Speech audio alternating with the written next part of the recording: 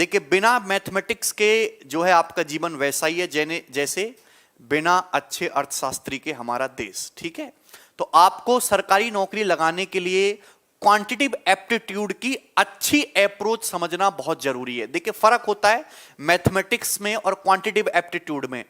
Mathematics आप बचपन में बहुत पढ़ते आए हो, आपने ग्रेजुएशन किया, आपने 10th का पेपर दिया, आपने 12th का पेपर दिया, आपने हजारों सवाल प्रैक्टिस करे हैं, रात रात भर पढ़ाई की है। लेकिन यहां क्या नया है एक्चुअली, अगर आप कंपटीशन की तैयारी करते हो तो मैं आपको कुछ चीजें बताना चाहूंगा। देखिए दो चीजों का खेल है कंपटीशन में, मेनली दो चीजों का खेल है, एक आपकी नॉलेज का और एक आपकी स्पीड का।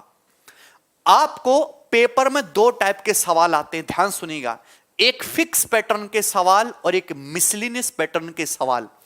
आज का टाइम ऐसा हो गया कि फिक्स पैटर्न को धीरे धीरे कम किया जा रहा है और मिसलिनियस सवालों का जो दायरा है वो धीरे धीरे बढ़ाया जा रहा है।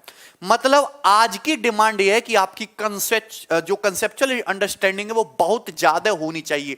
वो टाइप वाइज टाइप सवालों को रटके जो करने वाली प्रवृत्ति थी वो आपको छोड़नी होगी। मतलब रट्टाफिकेशन वाला काम जो है धीरे धीरे खत्म हो रहा है।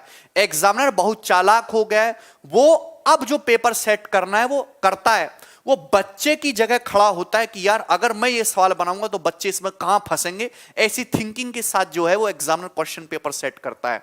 तो आपको भी चालाक बनना होगा, आपको कमांड करना होगा अपनी लैंग्वेज पे, अपनी भाषा पे। बहुत सारे बच्चों के साथ इस समस्या होती है कि वो सवाल को ही नहीं समझ पाते कि सवाल कह क्या रहा है, सवाल ने क्या बोल दिया। तो बेटे आप धीरे धीरे सवाल को पढ़ने की आदत डालिए। सवाल को एक साथ मत पढ़िए, सवाल को टुकड़ों में पढ़िए, सवाल को धीरे धीरे पढ़िए। बड़ी लैंग्वेज वाले सवाल ज्यादा से ज्यादा प्रैक्टिस करिए तो आपकी ये कमी दूर होगी। दूसरी बात, कैलकुलेशन को देख के बिल्कुल मत डरिए। दशमलव को देख के पहाड़े अच्छे से याद करिए, स्क्वायर याद करिए, क्यूब याद करिए। अब अलग अलग चीजें, अर्थमेटिक मैथ के पढ़ने का तरीका अलग है, एडवांस मैथ के पढ़ने का तरीका अलग है। अर्थमेटिक मैथ्स जो है उसमें फॉर्मूले बहुत कम होते हैं लेकिन कंसेप्ट्स बहुत ज्यादा होते हैं, उसमें फिक्स वैरायटी वाले सवाल भी बहुत ज्यादा होते हैं। ठीक है मेरे दोस्त। तो दूसरी बात यह है कि अर्थमेटिक केवल और केवल आपकी प्रैक्टिस मांगता है। आप जितनी ज्यादा प्रैक्टिस करोगे अर्थमेटिक उतना स्ट्रांग होगा, सिंपल सी बात है। लेकिन एडवांस मैथ वाले सेक्शन में आपको नंबर ऑफ थ्योरम्स बहुत ज्यादा पता होनी चाहिए। जितने ज्यादा आपको डायरेक्ट रिजल्ट पता होंगे, जितनी ज्यादा आपको प्रूफ्स पता होंगे, जितनी ज्यादा आपको अंदर की गहराई की बातें पता होंगी, आपके लिए सवालों को समझना उतना ही ज्यादा आसान होगा। पहले की तरह आज भी मेरे दोस्तों 70% पेपर प्रीवियस ईयर ही आता है। अगर पेपर में 100 सवाल आते तो हमेशा इसको कोई नहीं बदल सकता, वो कि 70 सवाल हमेशा प्रीवियस ईयर रहेंगे और केवल 30 ही सवाल आपसे नए पूछे जाएंगे। लेकिन समस्या यह है कि आजकल जो कट ऑफ है वो 100 में से 85 प्लस पे कट ऑफ लगती है। अगर आपके 100 में से मिनिमम 85 स्कोर नहीं है तो आपका सिलेक्शन पॉसिबल ही नहीं है। तो कंक्लूजन ये निकला कि आप केवल प्रीवियस ईयर के सारे सवाल सही करके सिलेक्शन नहीं ले सकते, आपको ये नए सवाल तो करने ही पड़ेंगे।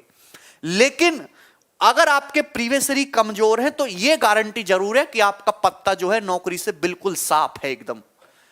तो ये जो प्रीवियस ईयर के फिक्स पैटर्न के इजी सिंपल छोटे छोटे सवाल हैं, इनमें आपकी स्पीड इतनी फास्ट होनी चाहिए कि आप देखते ही सवालों को सॉल्व करो और इनमें जो टाइम बचता है उन टाइम को जो अच्छे कुछ ही सवाल पेपर में अच्छे पूछे जाते हैं उन पे इन्वेस्ट करके आप उनको भी सॉल्व कर पाओ।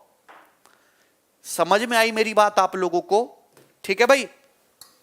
दूसरी बात, आपको छोड़ना कुछ भी नहीं है और अगर आप फिक्स वैरायटी का कोई सवाल छोड़ते हैं, चाहे वो अर्थमेटिक मैथ में हो चाहे वो एडवांस मैथ में हो, तो आप अपने पैरों पे कुल्हाड़ी मार रहे हैं। फिक्स वैरायटी आपको बिल्कुल भी नहीं छोड़नी है। जितनी ज्यादा कोशिश करें प्रीवियस ईयर के क्वेश्चंस लगाने की और मिसलेनियस क्वेश्चंस की प्रैक्टिस जरूर करें। अब प्रीवियस ईयर क्वेश्चंस आपको कहां से लगाने हैं? आप जिस भी एग्जाम की तैयारी कर रहे हैं, सपोज कोई बच्चा एसएससी सीएचएसएल की तैयारी कर रहा है तो वो उस एग्जाम के पिछले 5 साल के, केवल आपको पिछले 5 साल के प्रीवियस ईयर लगाने हैं। पिछले 5 साल के प्रीवियस ईयर पेपर सॉल्व करें, लेकिन केवल अपने एग्जाम पर डिपेंड ना रहे। अब एसएससी सीएचएसएल से मिलता जुलता ही एसएससी सीपीओ का भी पेपर आता है, सीजीएल प्री का भी पेपर आता है, इवन एमटीएस का भी पेपर आता है। तो उससे मिलते जुलते एग्जाम के भी पिछले 5 साल के प्रीवियस ईयर क्वेश्चंस को सॉल्व करें। कोई बच्चा सपोज सीजीएल मींस की तैयारी कर रहा है तो सीडीएस के भी पिछले 5 साल के पेपर जरूर लगाए, वो एमबीए के एग्जाम्स के भी पिछले 5 साल के पेपर जरूर लगाए। आपको मेरी बात समझ में आ रही है? बहुत ज्यादा इंटरनेट से क्वेश्चन डाउनलोड करके या ग्रुप्स में फर्जी सवाल फिरते रहते हैं, उनको सॉल्व करने की जरूरत नहीं है। सबसे पहले आप प्रीवियस ईयर के सवाल प्रैक्टिस करें और उसके बाद आप ज्यादा से ज्यादा मॉक टेस्ट लगाएं, और फिर भी आपके पास समय बचता है तो मेरे दोस्तों आप एक्स्ट्रा जो मर्जी आए वो कर सकते हैं, लेकिन हर चीज जो आप पढ़े वो एग्जाम के रिलेवेंट पढ़े। दूसरी कि पढ़ाई मेरे दोस्तों इस तरीके से करी जाए कि वो पढ़ाई जो आप पढ़ाई कर रहे हो वो आपकी नॉलेज में मदद करे या ना करे, नॉलेज गई ऐसी तैसी में कोई मतलब नहीं, वो आपकी नौकरी लेने में मदद करे। ऐसी पढ़ाई करो मेरे दोस्तों कि केवल आपका सिलेक्शन हो, और सिलेक्शन हो गया तो नौकरी लग जाएगी, ज्वाइनिंग आएगी, तनख्वाह मिलेगी, तो उसके बाद जो आपको नॉलेज मिलेगी ना वो ज्यादा बेनिफिशियल होगी रादर देन इस किताबी सड़े हुए ज्ञान के। आपको मेरी बात समझ में आ रही है? जिंदगी का ज्ञान ज्यादा इंपॉर्टेंट होता है। तो ज्ञान के लिए आप बहुत बड़े बड़े डिफिकल्ट सवाल बच्चों को करने का शौक होता है ना? गूगल से डाउनलोड करेंगे ज्योमेट्री के 100 सबसे टफ सवाल दुनिया के, पीडीएफ मिल जाएगी, उसको डाउनलोड करेंगे, बनाने की कोशिश करेंगे। क्या मतलब है? ना तो कभी पेपर में पूछा जाने वाला है, ना आपको उसको सीखने की जरूरत है, ना ही आपको उससे कोई फायदा हो रहा है। तो ऐसे काम बिल्कुल ना करें, वही चीज पढ़े जो आपको सिलेक्शन की तरफ ले जाए, और सिलेक्शन तक पहुंच जाए, पढ़ाई को करिए साइड में और फिर जिंदगी का अनुभव लीजिए। सबको मेरी बात समझ में आ गई? क्या कोई परेशानी? और देखिए चीजों में आज के जमाने में और 10 साल पहले के एग्जाम में फर्क कुछ भी नहीं है। फर्क इतना सा है कि आज लैंग्वेज एग्जामिनर थोड़ी अच्छी यूज करता है, सीधी सीधी बातें नहीं बोलता, शब्दों को घुमा के बोला जाता है, और थोड़ा सा डाटा को कैलकुलेटिव किया गया है, थोड़ा सा डाटा को। तो आपको अपनी कैलकुलेशन स्किल पे काम करना होगा बस, और कुछ भी नया चेंज नहीं किया गया है। सबको मेरी बात समझ में आई?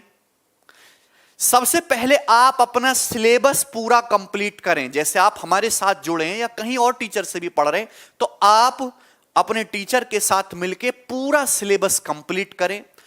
जैसे कोई चैप्टर समाप्त होता है, जैसे आज हम ज्योमेट्री से शुरुआत कर रहे हैं, मैं आपको ज्योमेट्री पूरा पढ़ा दिया, उसके बाद आप प्रीवियस ईयर के क्वेश्चंस उठा लें, उनको सॉल्व करें। उसके बाद हम अलजेब्रा पढ़ाएंगे, तो मैंने अलजेब्रा कंप्लीट कराया, अब आप अलजेब्रा के प्रीवियस ईयर क्वेश्चन उठाओ, उनको सॉल्व करो। तो आप साथ साथ सिलेबस भी कंप्लीट करो और प्रीवियस ईयर क्वेश्चन भी सॉल्व करो। सिलेबस कंप्लीट होते ही आप मॉक टेस्ट लगाना शुरू कर दो। समझ में आया? यानी कि फाइनल सिलेक्शन केवल और केवल एग्जाम रिलेवेंट प्रैक्टिस से ही पॉसिबल है और कुछ भी नहीं।